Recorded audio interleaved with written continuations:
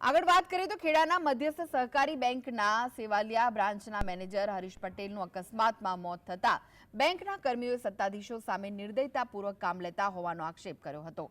બેંકના મેનેજમેન્ટ અને ચેરમેન સામે તમામ આક્ષેપોને બેંકના ચેરમેન તેજસ પટેલે ફગાવ્યા છે। તેમણે જણાવ્યું કે લાખો ખાતેદારો હોવાથી જરૂરી વ્યવસ્થા અને નિર્ણયો બેંકે લેવાના હોય છે, જેથી સમયસર અને ઝડપી કામગીરી પૂર્ણ કરવી તે કર્મચારીઓની ફરજ બને છે, પરંતુ ઘણા કર્મચારીઓ કામગીરી કરવા સક્ષમ ન હોય તેઓને બેંક તરફથી જરૂરી નોટિસ પાઠવેલ છે।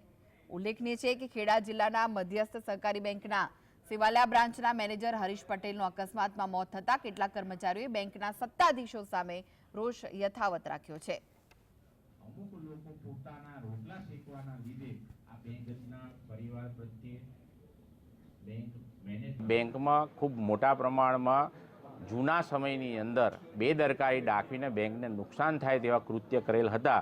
તેવા લોકોએ કે આવું રજાના દિવસે અમારા કર્મચારીઓને બોલાવીને જો આવો અમારું અસર થાય તો આવા ખોટા આક્ષેપો કરી અને અમારા સિનિયર ઓફિસરોને બોલતા હતા।